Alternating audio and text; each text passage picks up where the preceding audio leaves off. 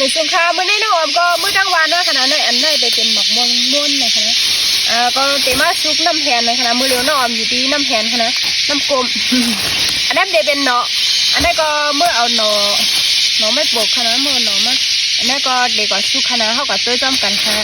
กับเตมากินไข่หมักม่วงอันนั้นหมักม่วงม้วนค่ะนะโอเคแล้วก็ผลติ๊กต๊อกยาวใกล้ไหนขนาดก็เจ๊ในก็ตีมืนไว้อ่ะก็ขึ้นหมักม่วงเซเตเอาหมักม่วงม้วนมือหม่มในคณะหมักม่วงม้วนในเต็มไปสุกคณะแต่ว่าน้องออมเตเอามือหม่มในคณะหมักม่วงม้วนหม่มในคณะโอ้ดีลงก็มืนไปใช่ค่ะ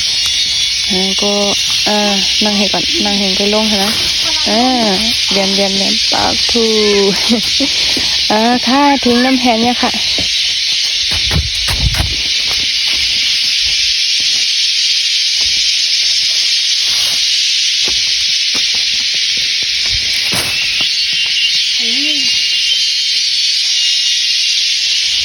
ค่ะก็มาถึงด้านน้ำเนี่ยค่ะก็เดมาเอาหน่อออกเนี่ยก็สุกนะคะนะอันนี้น้องออมกัดตัดมาแต่เป็นหน่อไม่ปกนะคะนะอันนั้นค่ะนะแต่มือเฮ็ดหน่อจ้อเพชรหน่อโกเจนก็หวานอยู่ค่ะนะค่ะอันนี้ก็แต่เป็นน้ำแฮนนะคะนะสายน้ำแฮนค่ะก็เย็นดีเป๋ใจค่ะหน่อน้องออมก็ซุกเยอะเรียบร้อยค่ะนะอันนี้ค่ะนะอันนี้ได้แต่เป็นหน่อไม่ปกค่ะไม่ปกแต่กำไรเด็กขึ้นมากินหมักม่วงได้สุกหมักม่วงอันนี้ได้เป็นหมักม่วงม้วนหม่อมน้องเดี๋ยวมากินได้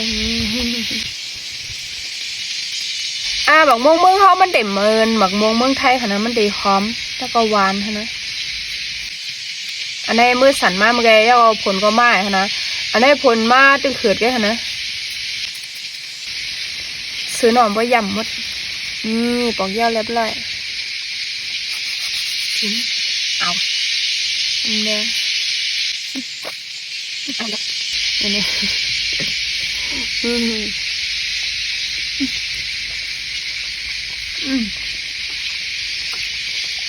หวาน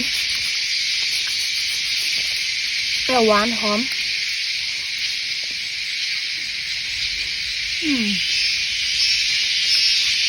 เดี๋ยวมันเด็ดแมงไงใช่ไหม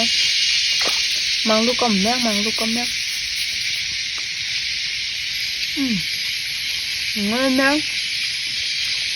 นี่กินนะ